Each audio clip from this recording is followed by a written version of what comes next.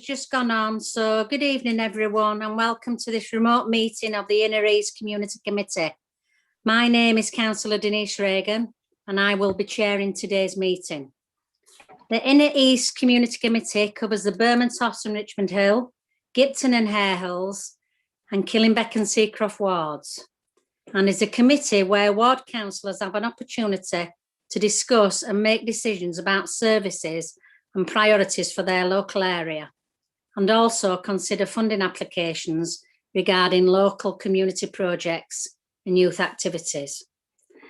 I would like to start the meeting today by confirming that today's community committee meeting meets the requirements of the council's constitution, even though members are in remote attendance, and that members of the public are able to view the meeting via the live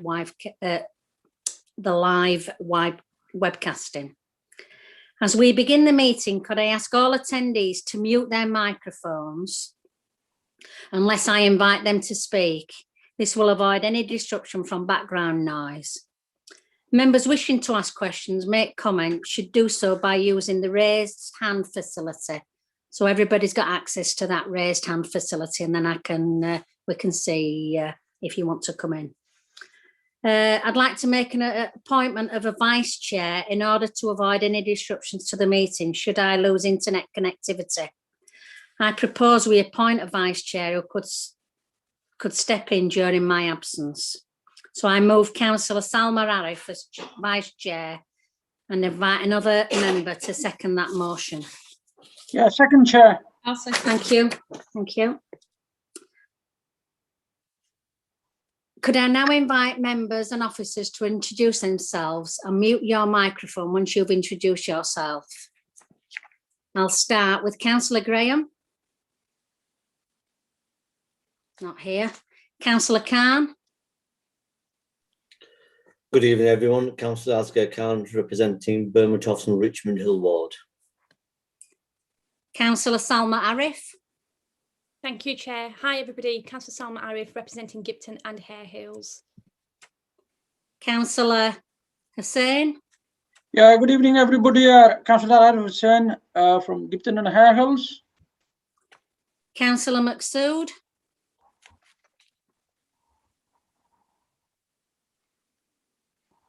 No. We've had apologies from Councillor Paul Drinkwater.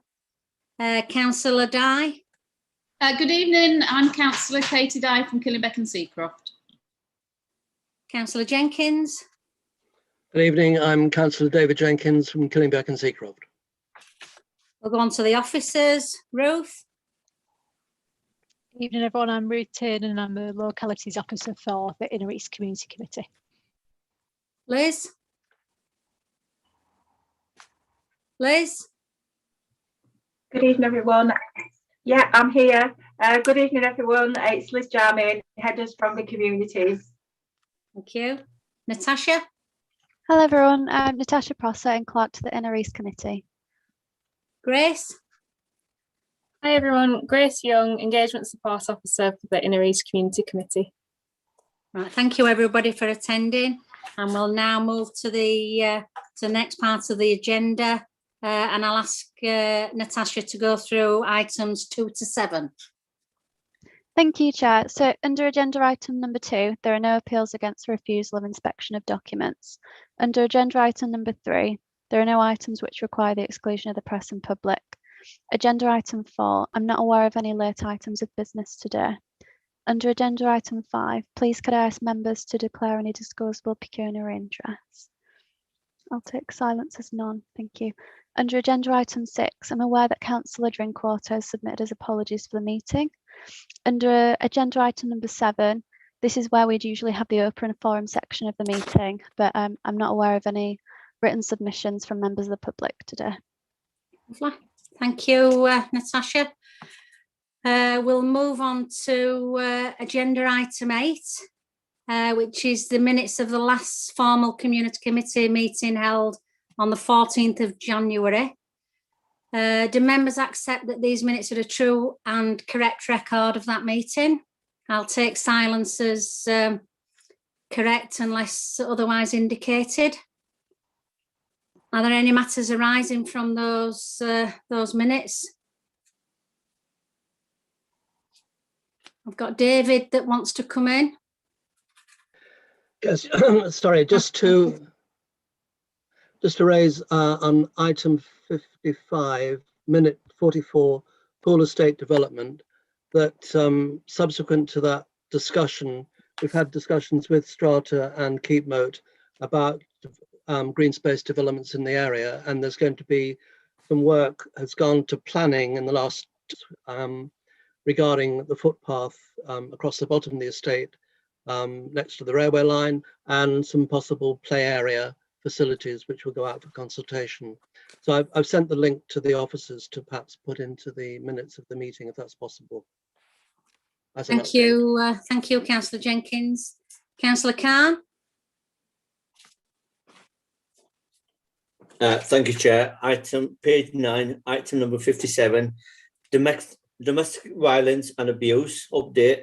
It was suggested at the last committee that myself and Councillor Jenkins do raise at the local care partnership meetings for one of our priorities for going forward. Because Gipton, Hare Hills and Bermondsey Richmond will have the highest number in the City of Leeds. So yes, they will be considering those priorities for going forward in future. I thought just to update the members. Thank you, Councillor Khan. Any further matters arising from the minutes? I can't see any indications there. Thank you. We'll move on to agenda item 9. This is Compassionate City Awards. I asked for this to come on to the community committee because I thought it was really relevant because it's been a year that we've been in local restrictions with regards to COVID. We've had a lot of issues within Inner East section, and I think all our community groups and individuals have really stepped up to the plate to put themselves forward and do some really good work and community work in supporting people. And although we've not got all the winners from the East here on the call tonight, we have got some winners of the Compassionate City Awards, which I really welcome for them to just have a few minutes in telling you what they've done. So over to the Knowles Community Group, Positive Action for Refugees and Asylum Seekers, which is PAFRAS, and Damask to provide their verbal update. So thank you for that. I'm guessing that's me. Hi everyone, and thank you so much for inviting me to your meeting. So yeah, so I'm from Damask, and as you know, we are based in Leeds 9, Bermontoft. As you mentioned, Councillor Denise, that it's all the community kind of step up to do something. And it was the first challenge to make sure that everybody can access online. So we kind of collaborate with different organisations and different funder, such as 100% Digital, to provide some digital devices with data and internet. We've done some art for the children, especially who lives in this in blocks and flats where they can't access much garden. We have done Healthy Holiday in the past in the area. So and then we've turned it to online. So we kind of had to have everything in a box delivered to all participants, and then having Zoom meeting where we explain to them what they do and they share with us some of the picture. Just a way, to be honest, to interact and to keep them going and to keep the spirit high. It was challenging, especially teaching people. It was teaching myself as well to be online and using different platforms. Sometimes it took us one-to-one with each family, but I think it worth it because it took us, we all needed it eventually. We've done the food parcel as well, and we were part of the cultural food parcel in the area. So we link them as well with different organisations. I think engage them with what's happening in the area. So we kind of find what's happening, what other organisations offering, and link it with people. We're currently doing tutoring and sports project. So we've realized some children, there's a gap when they do an online education. So we're trying to bridge that gap and provide tutoring for our children in the area and other areas as well. That's a quick brief. Is that 2 minutes? Did I manage? That's lovely, Sarson. Can you just tell us which award you actually won, the group? The Compassionate Award. The Compassionate Award. It was Cox Award.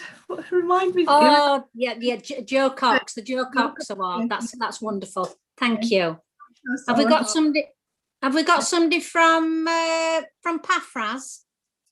Yes, yeah. Hi. Hi, Karen. Hi, you're right. Yes, I'm Karen. I'm the director at Paphras. Thank you very much for inviting me. I'm really pleased to share some of our work with you today. So I'll try and make it brief because I know you've got loads of other stuff to get through. But so at Paphras, we support asylum seekers who are destitute or at risk of destitution. So probably around half of the people who we work with are destitute and have received a final negative decision on their asylum claim. But we do support people who are also in support because we know that it's a very precarious situation until you've got some sort of regularised status. So we do support people who are in the asylum process as well. We're a really small team and we've got a really big team of volunteers who help us to deliver the project. And I think on the last count, 66% of our volunteers have lived experience of the asylum system. So we're really proud of that. And it brings a really sort of rich sort of way that we do things at Paphras. So we provide emergency crisis intervention, so food parcels, toiletry packs, and access to emergency accommodation, destitution casework and regulated immigration advice and integrated casework. And usually, in fact, still our main activity is done at the drop-in, which is at St Aidan's Church in Hare Hills just off of Roundy Road. And that's normally a very social space. So we have breakfast, hot drinks, hot meal for lunch. And we've got lots of different agencies who support us to deliver the project. So Skyline come and do HIV testing and the Red Cross do some casework with us. So there's lots of other people come. So when COVID first happened and the lockdown first happened last March, we were really determined to not just close our doors. And when lots of other organisations did just move straight to work from home, we really didn't want to do that. And we really wanted to maintain a physical presence at St Aidan's Church. So at first we moved out into the car park. And we were still in the car park weekly, and luckily I think in the whole time we were working out the car park it rained like twice, so it was amazing, and a lot of times it was really sunny, so it was actually quite nice. And so from the car park we were doing food parcels and toiletry packs, and a caseworker was there doing really brief triage, which we then followed up with casework over the phone and mental health support. And we also did loads of deliveries at the time. We asked our clients what they wanted, and they said they wanted better access to food and cleaning products. Actually, loads of people asked for cleaning products. So we were delivering, I think we were giving out for 60 food parcels a week and delivering like 100. So that was quite big. At the time, the Home Office stopped all evictions and a lot of their activity. So lots of people actually weren't in a really terrible situation. And also there was various money made available for people who were no recourse to public funds to be able to get accommodation.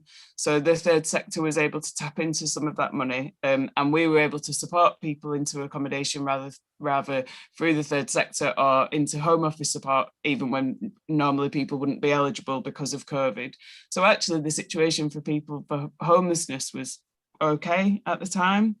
We did notice a massive decrease in people's mental health, but our mental health workers continued to support people again throughout the whole time. In September, we moved back indoors at the drop-in, and we sort of made that all COVID safe, which unfortunately meant that all the social aspects of the drop-in had to go.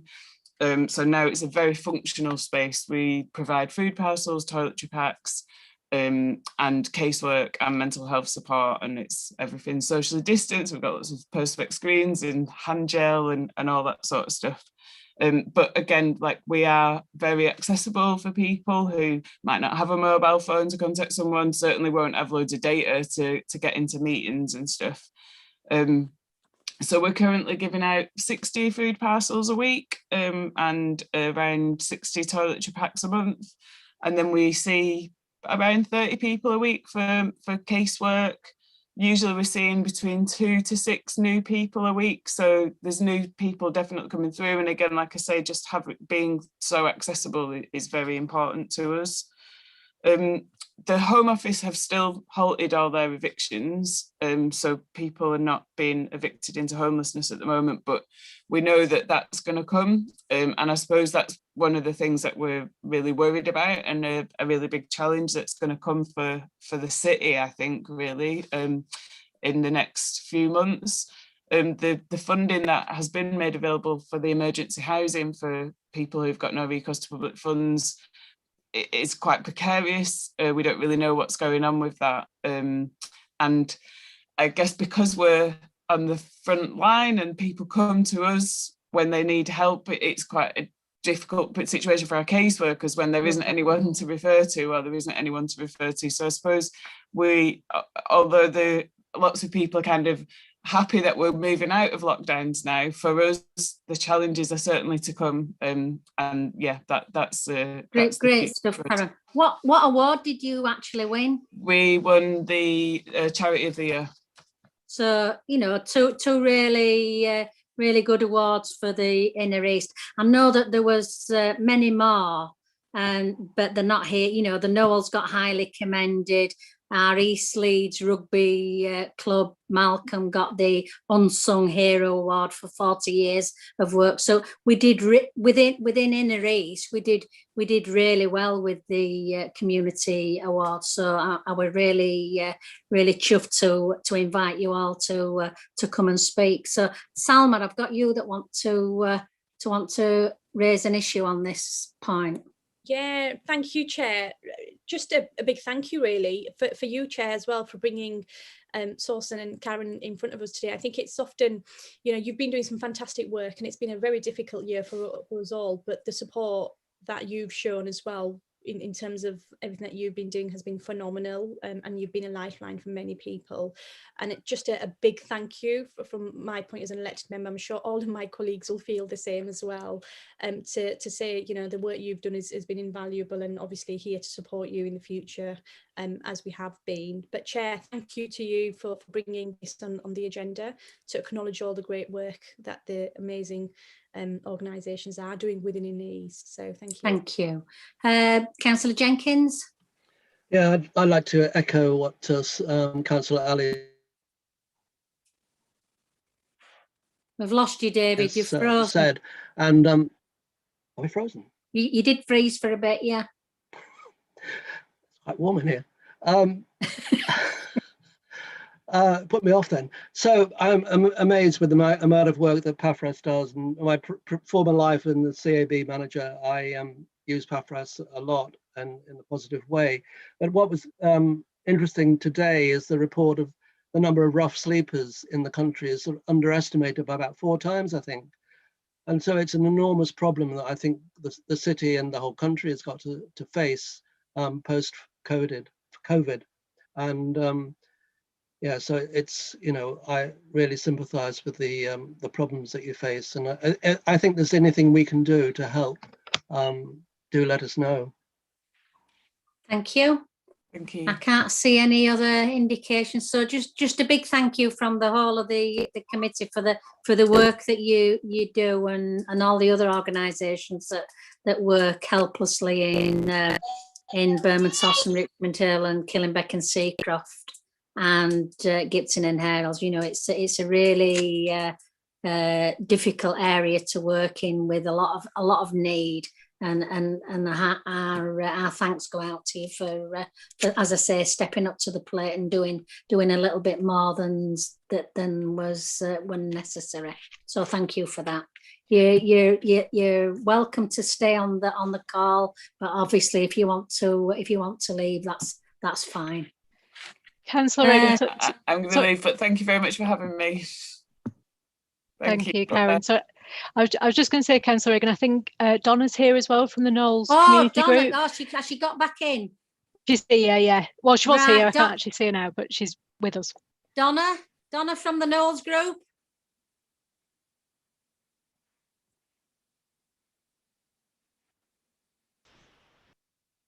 No, I can't. No. There's nothing there, is there? I think we're going to have to move on, Ruth. And, you know, it's been noted that the Knowles Community Group has done tremendous work in getting the whole of the community and the young people from the Knowles. Sorry, Councillor Reagan, I think she might be here.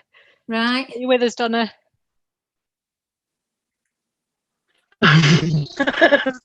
Sorry, are you there, Donna?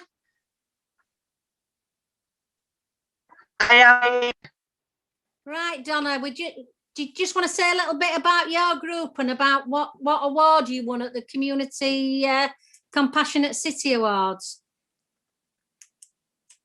Yeah, I think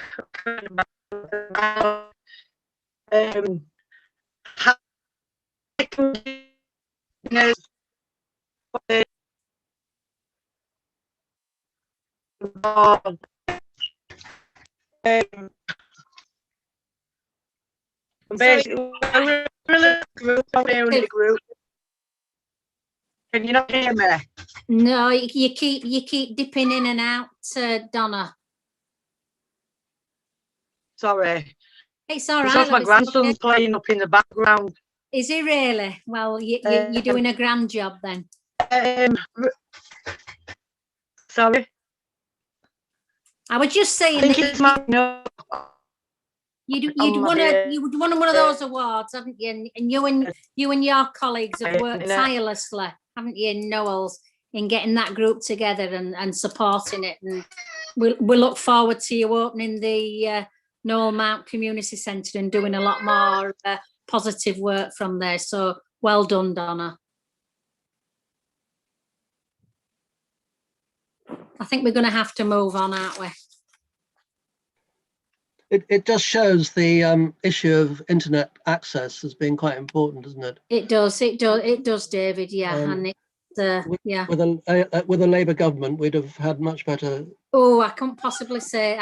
We can't sort of say anything like that, can we? On a community committee meeting, David, we're supposed to keep it non-political.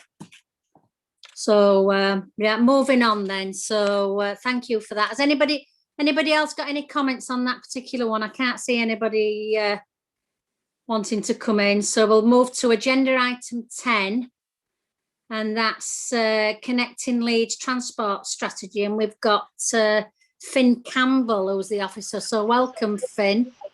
And I think we've got Paul. Have we got Paul as well, Paul Foster?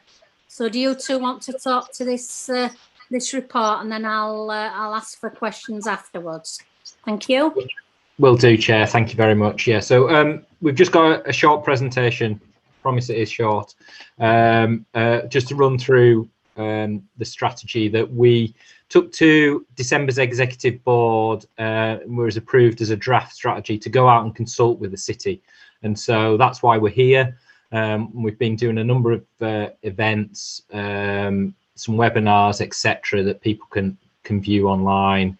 And you know, given COVID, we have been restricted in what we can do, but hopefully, you know, yourselves, councillors, and the people who are watching this can take this on board and really encourage everyone they know to contribute to this, because what we really want from this is to ensure that the strategy that we write and finally adopt in the summer this year is one that reflects the views of everyone in the city.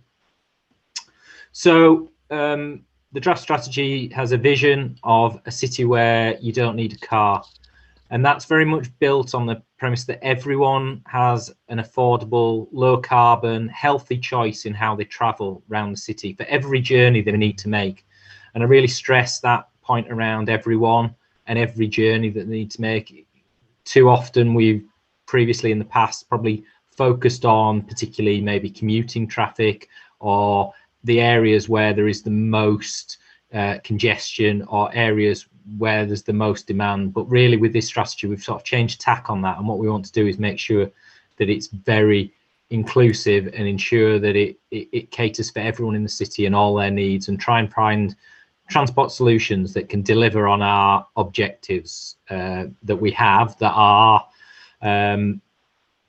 the climate emergency, which was declared in 2019, and how we can reach our net zero targets by 2030. This is an issue that affects us all, and transport makes up a third of the carbon emissions in the city. So clearly there's a huge part to play in decarbonising the transport system to meet that goal.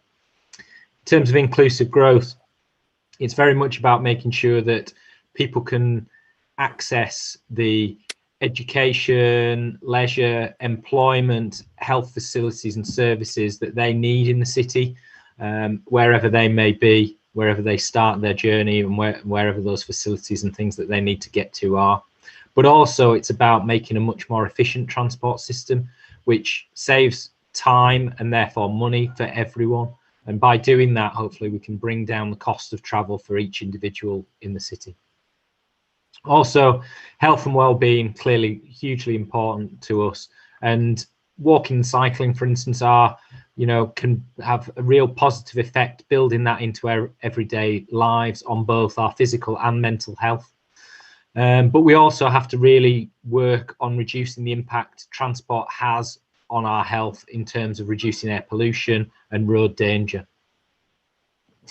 So we've set ourselves some very ambitious targets in this strategy to shift the number of people that currently travel by car, moving them to more efficient and sustainable modes in terms of bus, rail, walking and cycling.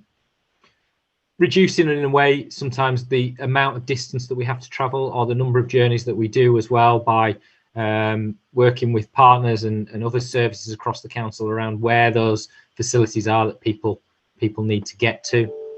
And we've set ourselves a vision zero. We're looking to adopt Vision Zero, which is about making sure that no one in the city is killed or seriously injured on Leeds roads.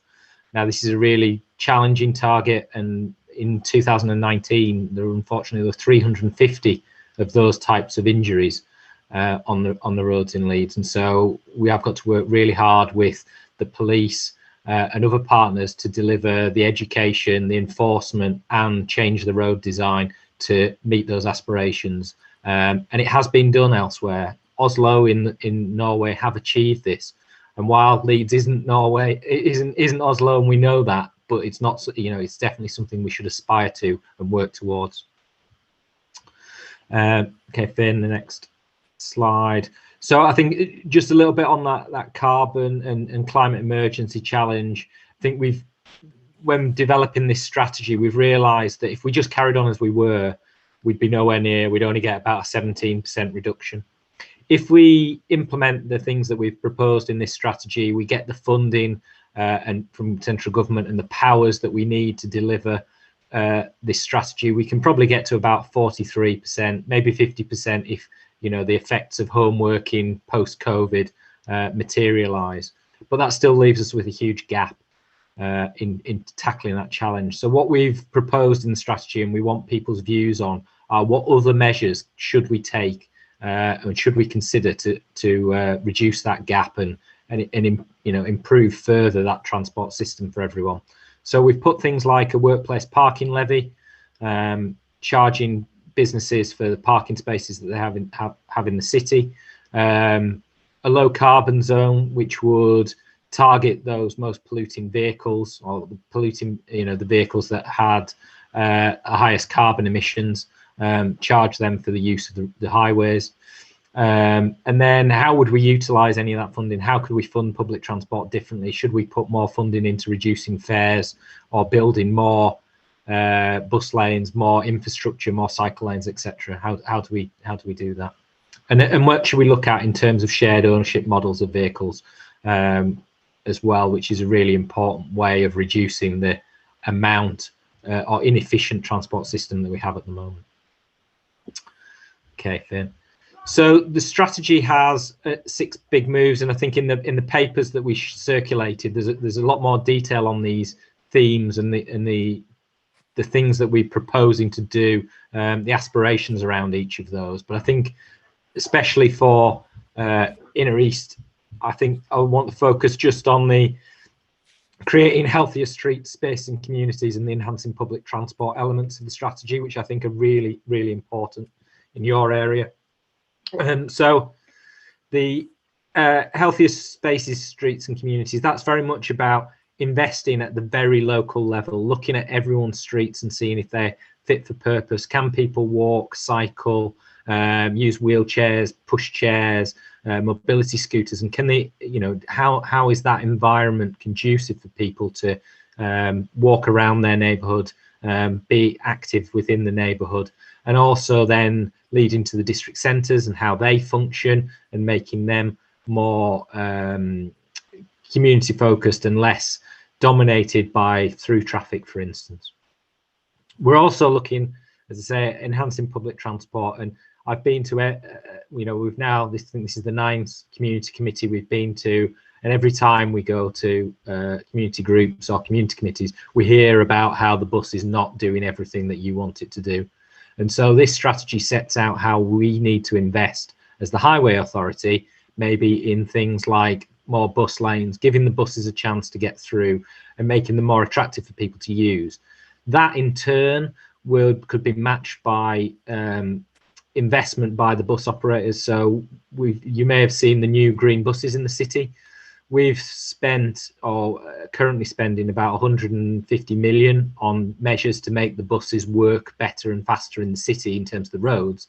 And the bus operators have brought in 250 to 300 new vehicles that are much cleaner, nicer buses. They've got Wi-Fi, USB charging, etc. You know, that was their part of that deal, and we need to do more of that to get them to maybe in the next stages look at fare reductions, looking at running services to different locations, running services later into the evenings and on Sundays when they're not as frequent, and increasing the frequency and making sure there's enough buses so that people aren't left behind at stops, especially those towards the inner areas, towards the city centre. So I think that's, there are so many other things in the strategy, and I'm willing to take questions on those, but I think it's probably better I take them. In terms of the next slide, then hopefully I've addressed these, because we've had a look back at what you told us last time we came in terms of the transport conversation, which had over 12,000 responses across the city, many from Inner East, and we looked at what you said, and clearly those points around public transport cost, punctuality, and making it work for everyone, accessible for everyone is paramount, and definitely included in this strategy. I hope making it relate to the people, and that's why we're here. We do want to hear what people want, how we can best influence transport to make people's lives better. And then finally, that one around increasing cycle parking provision. So we have been doing some more of this, but if people have got specific instances of this, you can contact us through the Connecting Leeds email address, and we can look to add more of them. We're going to keep doing that, make more and more provision for people, and not just on the parking, on the safe routes as well. Okay, Finn. So the consultation, as I say, there's a website there where there is questionnaires. You can see on there what other people have said, and I think this is a more conversational way of doing our consultation that we've been pioneering in the city, and I think it's gone down really well on schemes that we've done. So hopefully, if you want to have a look at that, we really welcome your views, but also you can see what other people are saying, so it isn't just everything goes into the council and we give you a graph or two showing you what people have said as an average. You can actually see individuals' comments, and I think that really matters. We're also looking at, because obviously we're conscious of online and the lack of digital connectivity that everyone has in the city, so we're going to try and put some posters up and make that it more available to people. We've also been doing work with Leeds Involving People around reaching some seldom heard groups as well, to make sure we get their views. We've been to the Youth Council, been to an Ageing Better workshop as well, so we're trying to make sure that we do, and the access and usability group as well, to get disabled views. So we're trying to get that cross section across all the people of Leeds. And the consultation's live till the 11th of April, so you've got some time still to fill it in, and encourage other people to do so. One more bit of, if you feel you need to do a bit more watching of screens, there are some webinars that we've been doing, and they're now all on the website. There's links to them. You can watch them back on each of the big moves, the themes that I showed earlier. And there's a final one, that's tomorrow, isn't it? Tomorrow, on what it means for Leeds. So what have we learned from the consultation so far, and what are our next steps? So I think probably quite interesting. We've got Councillor Helen Hayden as the executive member is coming to that. Leeds Civic Trust, and Gary Bartlett, who's Chief Officer for Highways as well, is going to be talking on that webinar. So it might be of interest to some people. So when really happy to take questions and have a discussion. I'd really like to understand from members how much they agree with the vision and objectives that we've set out in this strategy. What might we have missed that you feel we need to add to the strategy for the final version? And then looking ahead, how are we best prioritising schemes? What do you need in Inner East to make this strategy reality in terms of schemes and actions on the ground? Thank you, Chair. Thank you. I'll bring people in if they raise their hand in the issue. I'd just like to start off, Paul, by saying I think one of the issues that we need to address within Inner East is about connecting communities. It's all well and good having the main A64s and the main A61s all running by bus and having real good rail links. But if we can't get our communities, as in Cross Green, as in East End Park, over to other parts of the city where the possible economic opportunities are and the shops are and the leisure facilities are, then we're failing our communities by this particular transport strategy. And I think we need to look at also if we've got railway stations that have been there in the past, that we need to maybe open them up and use that for an extra rail link, as in Osmondthorpe and as in Marsh Lane. So that's just one of the things that I want to bring in. I've now got Councillor Jenkins, and I've got Councillor Dye that wants to come in. Yeah, thank you for the presentation. Two issues really. One, park and ride. Our ward is on the edge of the E-Law project, so we've been looking at the possibility of a park and ride scheme at near the Langlands Garden Centre, and if that happened, which I think hopefully it will reduce the amount of cars coming into the city particularly from York and maybe the outer parts of Whinmoor and Swarcliffe and so on. So I think that would help reduce pollution in the inner city area and be really good. The second point is about antisocial transport. So there's a big issue really about quads and motorbikes.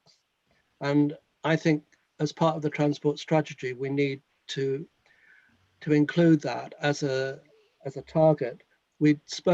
Katie and I spoke this morning, Councillor Dye, sorry, and I spoke this morning with Inspector Scatchard from the police about monitoring the situation. I'm sure it happens in East End Park and other parts of the city, about how to monitor quads and motorbikes, and a scheme that's been used in South Yorkshire of using a fixed wing aircraft instead of a drone or the helicopter to try and look at the issue.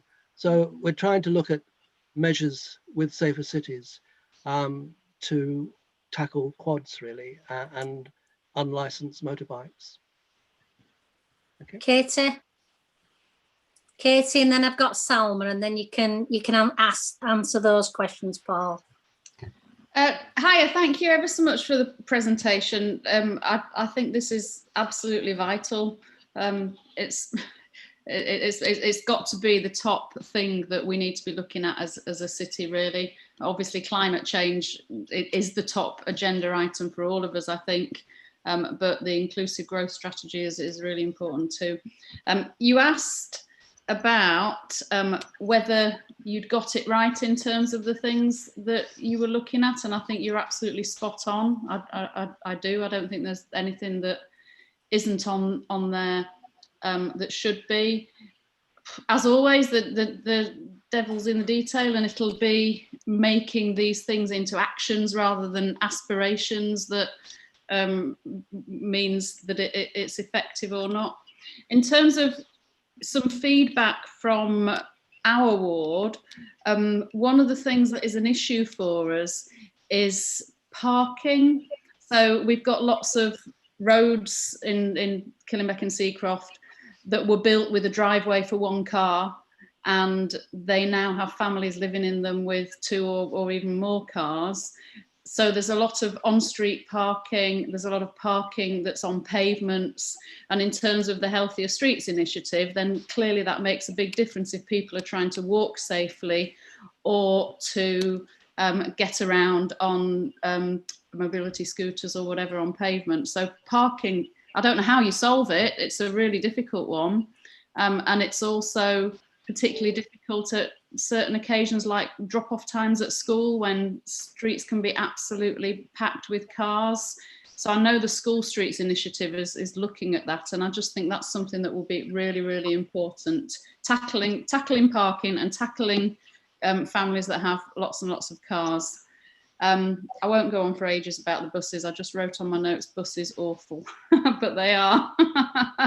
And if we're going to convince people to go onto them, then I think it's really, really important that they are improved, the service is improved, but also the actual physical experience of being on the bus. And then my last point was one about sharing the consultation. I've just, well, I had looked at it earlier today, but I've just been looking at some of the numbers of responses, and it's really good, isn't it? It's really encouraging to see how many people are engaging. Are there social media messages around that we can use to encourage people to complete it? That's me done. Thank you. Salma. Thank you, Chair.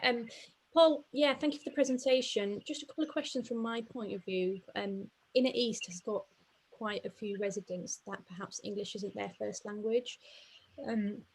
My question is there a way we're perhaps reaching out to communities that are harder to reach out, but perhaps really important for us to have this conversation with? The other question is in relation to cycling.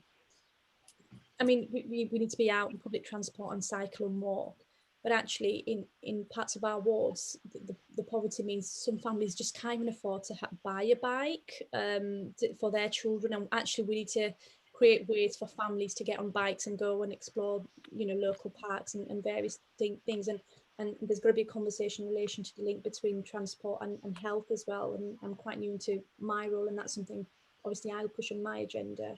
But it's almost like we can say we're going to do this, but how do we make it possible for families to be able to buy bikes and do different things? I think there's a conversation where we have about that as well. Some families can quite easily have bikes and do that, but parts of my community I know just simply will not be able to afford it.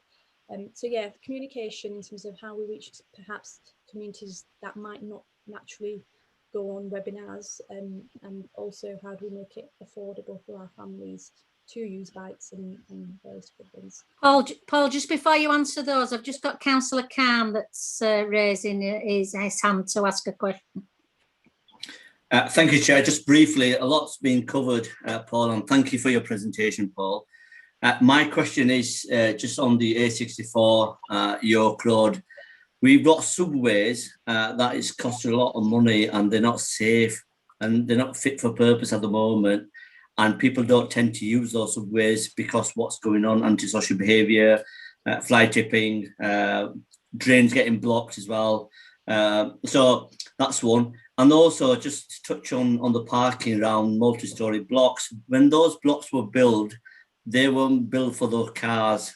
They were built for people, single people or family people without cars. But now in Lincoln Green, we've got one of the most multi-storey blocks. And we've got a big issue, people parking on green space when we're trying to protect that green space. And people are just destroying the curbs and other areas. What's the plans for them going forward, Paul? Thank you, Paul. Do you want to have a go answering those?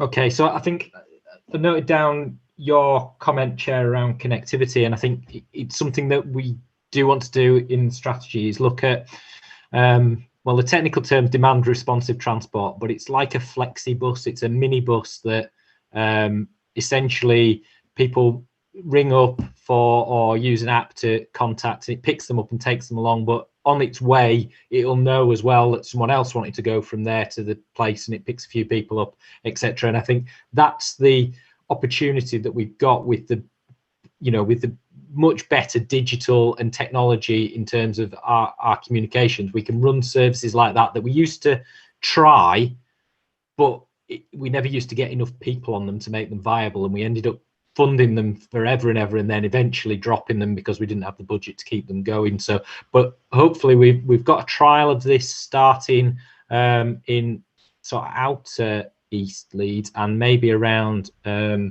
East End Park area as well. I think the Combined Authority have got details on that, and I'll make sure they share them with local members prior to the sort of launch of that. But that's something that, and they're going to be electric minibuses as well, so they're meeting our climate agenda, reduce pollution, etc. So there's a scheme there that hopefully we can make a success of that. The people in your area will embrace that, feel like it's their bus, and it does help them do those journeys that they need to do within their community. And the more success we get with that, we can roll out to other areas of the city. And I think that's one thing that's going to change the way we do bus services. You'll still have the main ones on the main routes, but these can fill in those gaps that are difficult sometimes. Railway stations are very challenging because there's a balance between local services and longer distance services. What we would ideally have is 4-track railways, which would allow you to run stopping services with lots of stations and express services at the same time. There's also capacity constraints at Leeds station. So I don't want to get your hopes up about what you can do, but I do agree with you that those sorts of cuts in the past were really a retrograde step, and we should have kept them open. I think looking forward, it might be that mass transit is more of that replacement, and we can deliver that instead. So again, putting trams back on the roads that we've had in the past, and maybe we should have learned some things from the past. So I think that's the answer to the railway stations. Thank you for your support, Councillor Jenkins, on Park and Ride. Absolutely want to bring that forward, and it's especially important when you look at the statistics of 70% of people who drive into the city centre come from outside the outer ring road.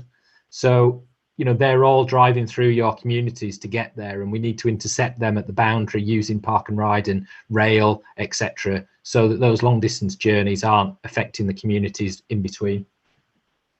I think I know your comments about quad bikes, motorbikes, etc. That it really is something we do need to work with the police on, and they do have initiatives. They're aware of that, and again, we've got to find ways to reduce that danger and that issue. And when they look at road safety, sort of illegal behaviour and speeding are two of the key factors in those most serious injuries and casualties that we have on the roads. Councillor Dye, thank you very much for the words of support. I think you're right. It's all about how we then turn this into actions. I think we're going to develop an action plan that goes with this to sort of set out at least the first 2 or 3 years what we can do. But we all need to be conscious of the amount of funding that we do get, and it's probably not enough to deliver this. And we've all got to make the case for more investment that we need to deliver this. Both yourself and Councillor Khan mentioned parking, and I think it is a difficult issue, as you highlighted, as more and more people have cars and use them. But I guess what we're trying to do in the end game with this strategy is, if actually the system is better than it is now and people don't need that car and less people own them, there are more car clubs or car share for those times you do need a car. Your overall cost of travel's less, but also there's less need for space on the roads or in car parks, etc., for those vehicles.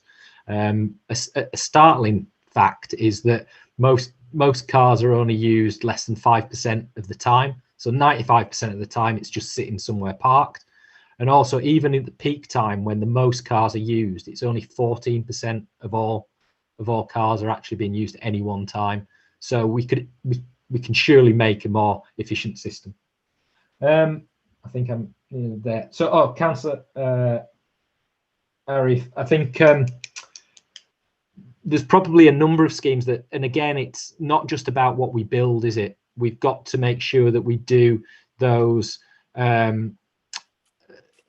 both behavioural change schemes, but we also enable people to do things. So we've been, we've been helping some charities with bikes and getting them back into the system, giving them to people, loaning them to people. There's a bike library scheme, etc. But again, they're the sorts of things that we should be really encouraging. And if you think of the cost of delivering them versus the cost of a traditionally a junction scheme that could have been millions of pounds, it's those sort of smaller interventions that we should maybe focus more of our funding to. And I hope this strategy helps us move towards that. And Councillor Khan, I think, those points about subways, they're not what we should have built in the first place. We've got to look at ways to change them. And in other parts of the city, we have filled in subways and done better solutions for people. So again, needs to be on the list of schemes that we want to bring forward in this area and others to change the balance of in favour of the pedestrian, give them the environment they want. Just before you go off, Paul, I want to bring Councillor Hussain in because his raised hand function wasn't working, so he's coming on the chat. So do you want to ask your question, Councillor Hussain? Yeah, Chair, can you hear me? Yeah, we can. Yeah, thank you very much. Thank you, Paul. I think it's, most of the things been highlighted and been answered as well. But a couple of things. I think one of the things for Park and Ride, we do need to make sure the people who are going to be parked, I think is the best way to moving forward CCTV cameras, because giving assurance to every single owner of the vehicles, make sure the vehicle is safe there. Otherwise, because it's a good, good things, but I don't want it to be a people to putting off. That's one thing is, and you was talking about the cycle lane and the bus lines, and my concern is, especially for my own ward, be honest with you, is I think it can be understandable if it's a wider and citywide consultations, and I think it's especially for the cycles and the buses, it's more important to taking elected members onto the board and also to the local resident of the areas onto the board, right? That's more important because of people have investment in the areas. Could be a number of the £1,000, and the bus lines and the cycle lines are making it different with their business and affecting for the investment, and that's needed to be considered as an individual's ward. I do agree, to be honest with you, a wider the people are say like passing from the Roundy Road, and the thousand people saying it from Wetherby, Haywood or somewhere else. Oh yes, it's a brilliant idea, but the local people are going to suffer who invest the money and live in there, and that's need to be done to the board, please. Thank you. Do you want to answer those, Paul? Yeah, I think good point on Park and Ride, and I do hope that Councillor Zane, that we do on individual schemes very much focus on consulting with the local area and the people in there, the frontage properties on any schemes that we're doing, and ensure that we understand their needs for servicing, parking, where their customers are coming from, how their businesses work, and make sure that that's incorporated into scheme design. So I do think there's a real effort made to develop schemes in conjunction with the community, and we make sure we do consultation on those as we go forward. So I know it's difficult because you get a multitude of views, don't you, on that. Just pick up as well, Councillor Arif's other point, which I missed in the previous answer, around those community groups, non-English speaking. We, as I said, working with Leeds Involving People, we are trying to make sure we do reach those groups. But again, if you've got particular resources that you know about from a community perspective that we should try and engage through, please let us know, and we'll do our best to accommodate them. It is difficult at the moment with COVID and not being able to get out to people and do all those things that we would really like to do. But you know, we can send information, we can get that out to people if they want to use it as well. Chair, can I just come back for 1 minute, please? Yes, very quickly, Arif. Yeah, Quickly. yeah. Paul, is one of the other things is very, very important, and I've been raising a number of years about the buses fares, comparing it with the private hire taxis. To be honest with you, it costs to the family. Catching a taxi is a very cheap, including the buses fare, because they get taxi from home to home, one point to the other point, door to door, basically, and cost it cheaper as well. And I think that is making a difference. Yeah, I think that's well recognised and something we've got to work with the operators on in terms of ticketing options for families, because yeah, it doesn't make sense at the moment, does it? No, well, it's not a cheaper option, isn't it? Going on a bus, it's cheaper to get a taxi, and that's defeating the object, isn't it? Yeah. I mean, but we must acknowledge that the role that private hire and taxis do have in the transport system as well. So that, you know, for some journeys that is the right way to go, probably. But yeah, it does need to, maybe on the bus can probably be more competitive than it is at the moment. Yeah. Paul, can you tell us what the next stage is then for, I would think, for individual wards, because obviously a big meeting of the whole of the Inner East, then you're not going to get specific issues about each ward. So what's the next steps for ward members from each of the areas? So I believe you do have meetings, don't you, with the traffic engineering team, and I think you can, you know, hopefully those highlight some of those issues. If they're bigger, if you like, than what they normally cover, then, you know, we'd be welcome to sort of talk about the more strategic priorities. I think you also would be very welcome to discuss issues around bus operation with the combined authority as well, and make sure that they're helping you with some of those detailed schemes as they go forward. But hopefully all those measures that we talk about, you know, we have to have a culture within what we're delivering that meets those strategy ambitions that we've set out. And I think that's what we've got to all work together on, and hopefully each individual scheme contributes to the greater whole, and it works very well in the end. Thank you very much. David, final point, David, on this. Very quick, just about making transport more friendly and so on. We had another bus shelter smashed up last night on York Road, and I just can't understand why we don't have non-glass bus shelters. But it's just another issue that, you know, it frightens people sometimes to use buses if the bus shelter is going to be full of glass. Yeah, thank you. Yeah, have you taken that on board, Paul?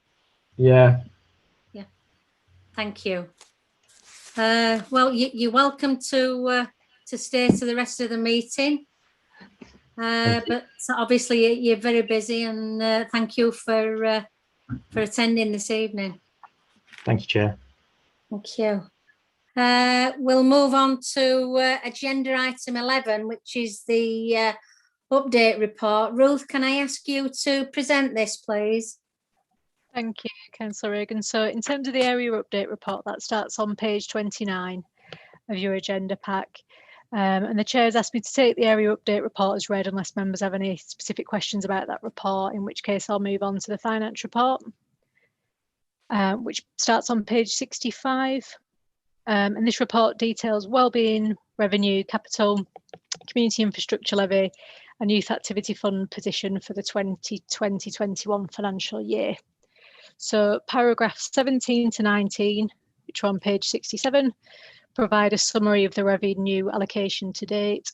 And on table 1, which is on page 67, that shows a total of £233,634.69 has been allocated to wellbeing projects during this last financial year. And that leaves a balance of £25,010.93 remaining to allocate from this year's budget. And there are 4 wellbeing projects to consider at this meeting, and that's starting on page 69, which are paragraphs 21 to 24, And these funding requests are all for pre-approval, obviously because we're at the end of this financial year, from the 2021-22 Inner East Community Committee Wellbeing Budget. So the first one is the Places to Ride project, which is from Active Leeds, and that's just from the Birmingham and Richmond Hill ward, and it's for £8,000. And that is for the development of cycling hubs at 3 key sites across the ward. And unless members have any comments on these, I'll just take silence as approval. So the next one is for refurbishment of Tory Mount play area. Again, this is for Birmingham and Richmond Hill, and it's a Parks and Countryside project. The request is for £5,000 and from Wellbeing, and Parks and Countryside will undertake work on Tory Mount to improve the recreational facilities there, which will mean repainting the mugger, renewing the basketball hoop, and remarking the football pitch on Tory Mount. And the next one, which again is a wellbeing project for approval, is from the Learning Partnerships, and it's a wellbeing request for £765. This one is for Killingbeck and Seacroft ward. And this is to start, to support Learning Partnerships to start a weekly gardening club at Grange Farm Primary School in Seacroft. And the gardening club will provide an opportunity for children to be outdoors and active in growing flowers and vegetables whilst at school. So we're okay with that one. And then the next one, again, is wellbeing, and it's the Gipton Approach project, which is for £3,000. And this one is all from the Gipton Hare Hills ward. And this is funding to transform the central reservation area on the Gipton Approach by planting trees, wildflowers and fruits and vegetables for the whole community to enjoy. So if we're okay with that one, I'll just quickly move on to project monitoring. So obviously each time when we do the financial report, we do some monitoring or present some monitoring from a project that's taken place in the last year.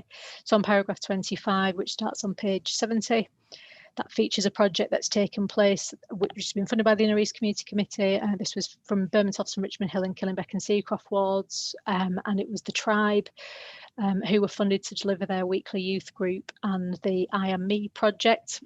And they've managed that this project was funded right pretty much this time last year, so right just before the sort of pandemic hit, but the Tribe have still managed to successfully deliver their project throughout the last year and throughout the COVID crisis through a combination of outdoor and online sessions, and the group have adapted to the government guidance throughout the year by operating in bubbles to ensure that people and the young people can still meet safely. So online and in-person sessions have taken place several times a week, including the I Am Me project, which focuses on young people's health and fitness, and sessions were delivered on providing advice on mental health, physical health, things like healthy eating, body and fitness, as well as working in a team and confidence building. And you can see some of the photos from some of their activities throughout the year in the finance report on pages 70 and 71. And then just moving on to the Youth Activity Fund, in table 2, which is on page 71, that outlines a total of £57,135.87, which has been allocated to YAF projects during this financial year, and there's a remaining balance of £9,911.09. And there is one new Youth Activity Fund project for members to consider this evening, and that's on page 72 of the finance report, paragraph 37, and this funding request is for, again, pre-approval from the 2021-22 Inner East YAF budget, and that is for the Life in Leeds project, which is to be delivered by the Youth Association. The funding request is for £4,438, and it's all to the Birmingham and Richmond Hill ward. And Life in Leeds is a programme to build a better understanding of young people and the wider community, and life for young people living in Leeds in 2021, and the programme will help young people gain new skills and knowledge about issues such as knife crime, drug awareness and positive relationships, and they'll do that through a combination of learning about music, podcasts and video blogs. So again, just as with the wellbeing ones, I'll take silence as a yes. So that's it for Youth Activity Fund, and then just moving on to small grants and skips. So these are detailed on table 3, which is on page 73. and that outlines 12 projects that have been funded by the Inner East Community Committee over the last year, and there's still a remaining budget in small grants of SCIPs of £9,791.95. And then just moving on to the COVID funding.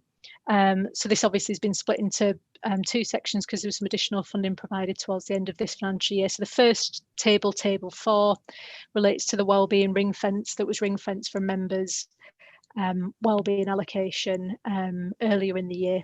So that's detailed on page 73 and 74. And that features 29 projects that have been funded by the Inner East Community Committee through that ring fence budget, with a remaining balance of £13,270.11. And then the next table on the finance reports, table 5, outlines the government funding, so the additional funding that was provided by central government later in the year, and that's on page 74 to 75, and that features 21 projects that have since that point, which was just before Christmas, so not very long ago, that have been funded by the Inner East Community Committee, have funded 21 projects from that total funding of £30,000, and there's a remaining balance of £2,962 remaining. And then on table 6, which is on page 75, that details the capital budget, and there's a remaining balance of £79,822 available for new schemes. And there are 3 capital projects to consider this evening, and they start on page 76, paragraph 46 to 48. So again, this funding request is for pre-approval from the 2021-22 Inner East Community Committee capital budget. So the first one is for St Cyprian's Church, and that's the boiler replacement at St Cyprian's.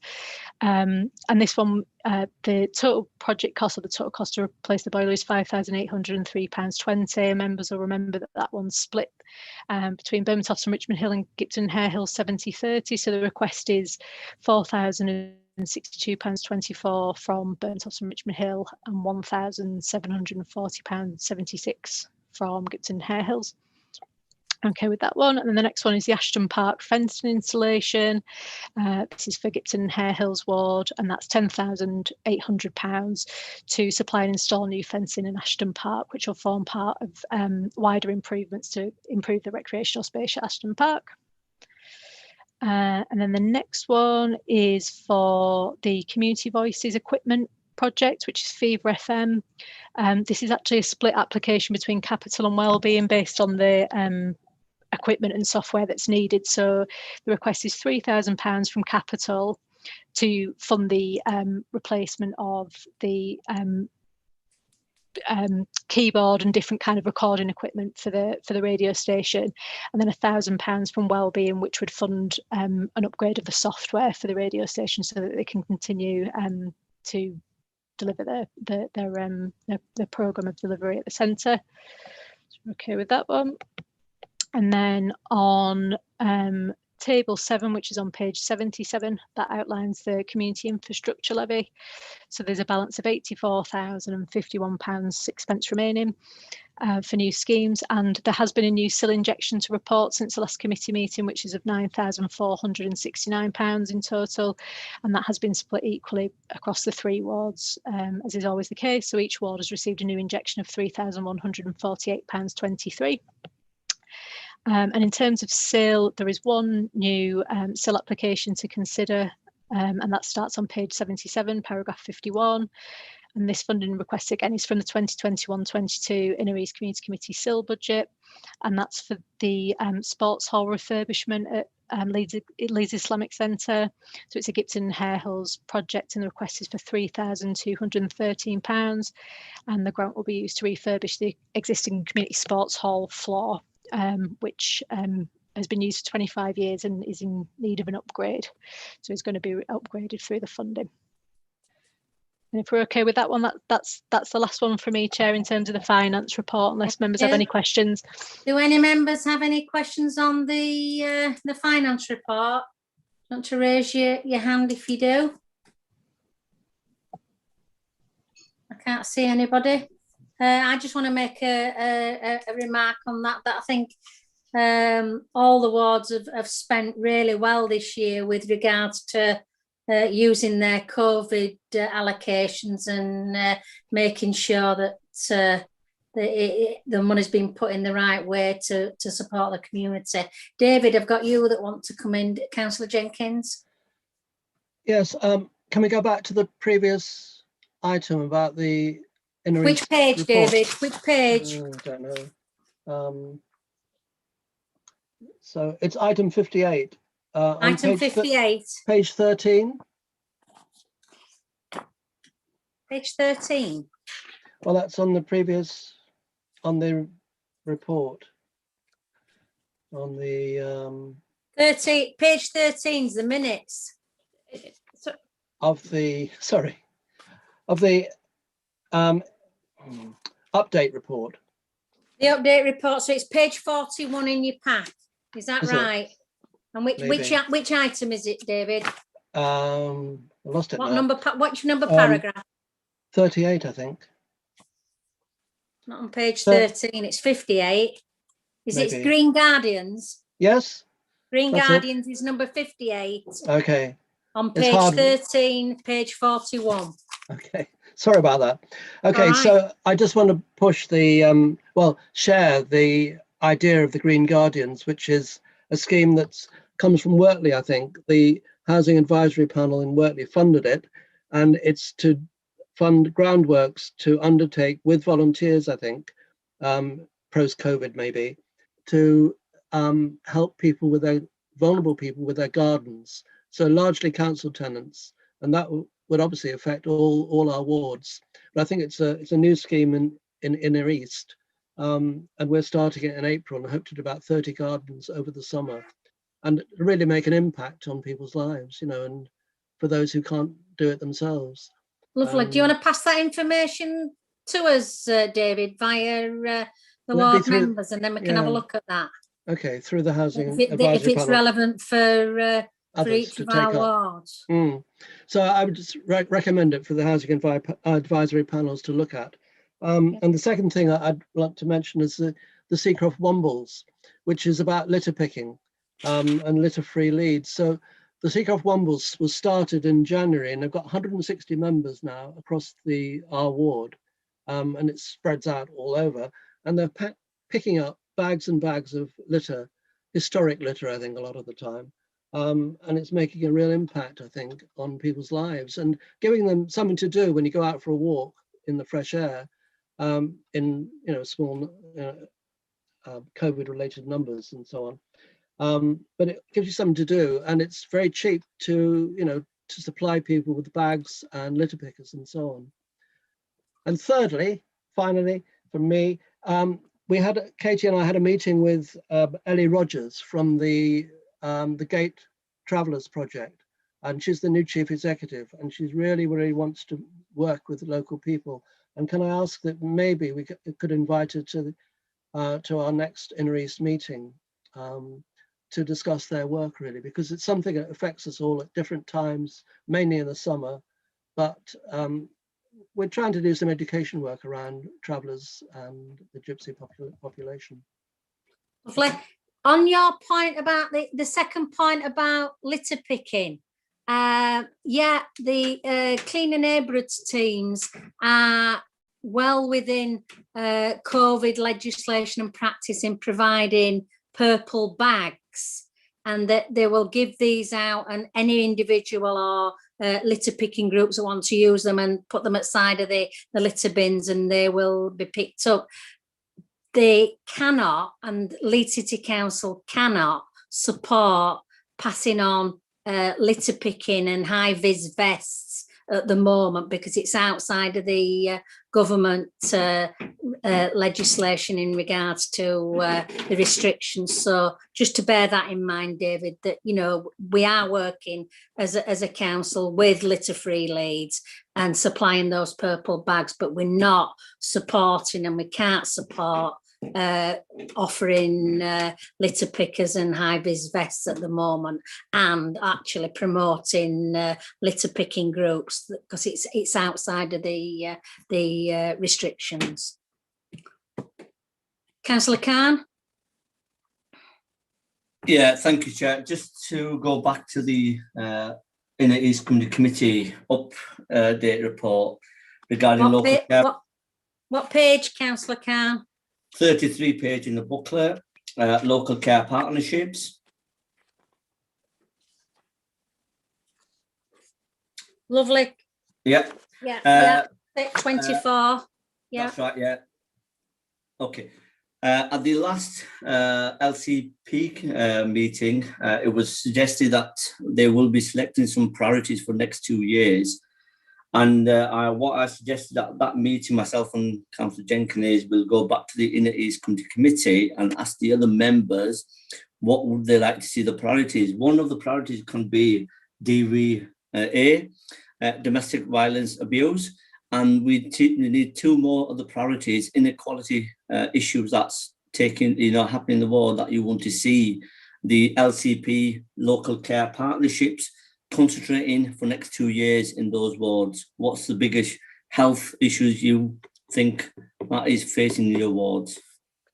Thank you, Councillor Khan. I think the one of the biggest issues that's facing all of the city, not just the 3 wards, is the take-up of the vaccination programme within our wards. And we were at a meeting this afternoon about how the local care partnerships have worked through the cohorts of 1 to 9, and there's a lot of people that are declining the invitation for taking the vaccination, and we've got to look at how we promote that vaccination. So I think for me, that's one of our priorities that we need to be working to.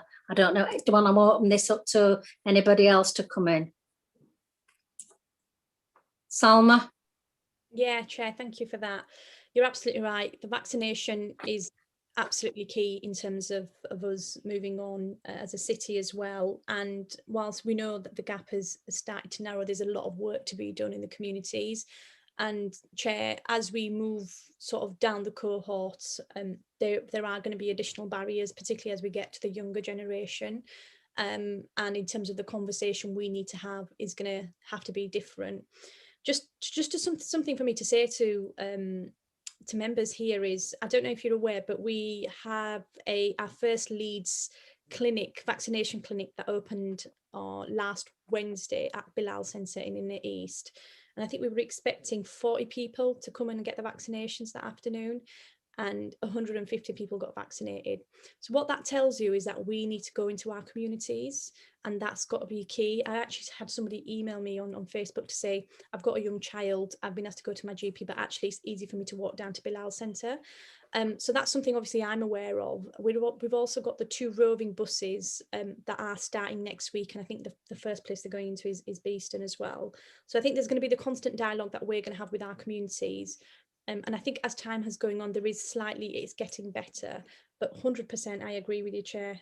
It's a massive priority for us, particularly in our deprived communities, because it's actually in the deprived communities where people are hesitant. So in the Gypsy Roma communities, there's a lot of work to be done in that community as well. So I mean, I'm all ears, because these are conversations I'm having on a very regular basis. But just also to mention, we did the additional testing following the possible variant of the South African variant in East Leeds as well, in Hare Hills, and that went really, really well in terms of how communities team came together, the partners came together, and the response we got within the community was excellent. And we can have a further debrief, Councillor Chair. I think you've been briefed a little bit about that as well. Health is another massive issue, Councillor Khan, in terms of just general inequalities that we've got, and I think the pandemic has clearly shown that in our communities. So there's got to be really, on a broader scale, there's going to be we've got to have a conversation, because the life expectancy for women, and I think, Chair, you were in this meeting yesterday as well in scrutiny. There's a 7.7 year difference, and these are conversations we need to have in the East about how we start looking at really key issues in our community. So that's all from me. Katie, do you want to have anything to say on this particular point, because you haven't come in on this? I'll give you the opportunity if you want to. I would agree that COVID vaccination is crucial, and I mean, yeah, health inequalities, absolutely. I think that's relevant for all 3 of our wards. So there's nothing I'd like to add beyond that. Anybody else? Arif, are you still there? Councillor Hussain, are you still with us? Yeah, Chair, still here. Oh, yeah. Sorry. I am walking. Did wake you up then? Did I wake you up then, Arif? No. I don't know what my laptop is saying. I don't understand. I don't understand it. No, well, we discussed it during the days as well, and I think we all needed to push it really hard and make sure giving a message to every single over residents. Right. Well, look, it is a very important for every single person's. To me, be honest with you, I think it doesn't matter what age it is, but I think it's just a collectively message needed to go to the community. Look, you know, we need to move, and it is very important for every single. And either we are doing it later and do as soon as possible. Is better, because if I look into not just only for the Leeds city but across the country, I think it's coming down. Everything is just every day is a positive, right? And I think we needed to more focus, yes, to giving a message to the local residents. Yeah. Thank you, Councillor Jenkins. Yes, I mean, after the events of the last week, I think safety of women is a very critical issue and unsafe anywhere in the city. Yeah. I can't say any more really, but thank you, David, for that. I'd just like to make another remark, Councillor Khan, before I bring you back in, is that the issue is as well a priority is dismissing the myths about the AstraZeneca vaccination, because people are standing back and not accepting that vaccination on the issues that are coming out in the press regarding the side effects and things. And you know, we spoke yesterday and we spoke today about having these positive messages from somebody that's known in the community, that these community people trust, that have a real connection with, that they can say, yes, I've had it, look, and I've got no side effects, and I'm having my second one in the next week. And I think that will really bring the vaccination program to. So I think we need to look at that, how we locally do those videos or messages or whatever to try and booster that call for the vaccination. Councillor Khan. Yeah, thank you, Chair. Yeah, thank you for the feedback, members. And yes, we've got some clear directions where we need to go. And going forward, I think, Chair, it would be really useful for Inner East committee members, we can meet again just for half an hour, 45 minutes to go through those priorities again. And then we can make sure, go back to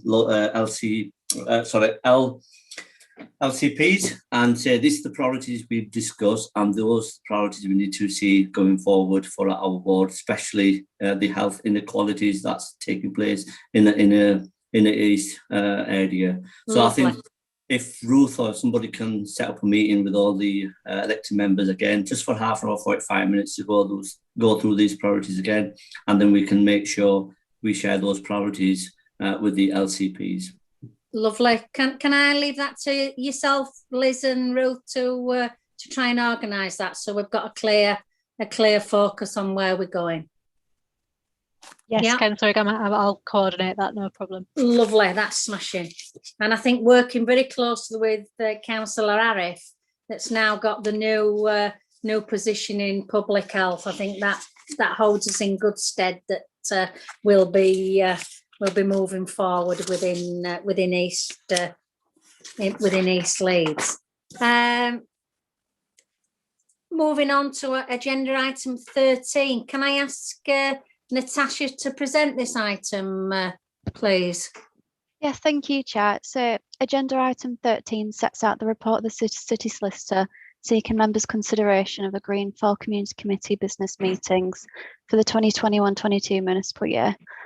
just so we can put these into the council calendar. So if I could just draw members' attention to the proposed dates and times, which can be found at paragraph 8 on page 84. This follows the committee's usual pattern with holding the meetings on Wednesdays at 6 p.m. Please could I just ask members if they're agreeable of the following dates, which are Wednesday the 16th of June 2021, Wednesday the 8th of September 2021, Wednesday the 15th of December 2021, and Wednesday the 16th of March 2022. All of these dates will commence at 6 p.m. So could I just ask members if they're agreeable of those dates and times? Councillor Khan, you've got a raised hand. Is it from the last item? It is, Chair. I'll take it. Thank you. Thank you. We'll take silence as agreement. Thank you. Natasha, anything else? No, that's it from me, Chair. Thank you. Those dates have been agreed. Are there any other items of business? I haven't been alluded to any. No. Well, I'd like to thank everybody for attending this meeting. I think it's been a very, very well attended meeting. I think we've done some really good business, and we've had good discussions on really vital issues that are affecting our community. So thank you, and enjoy the rest of your evening. Bye-bye. Great meeting. Thank you. Bye. Thank you. Bye. Bye.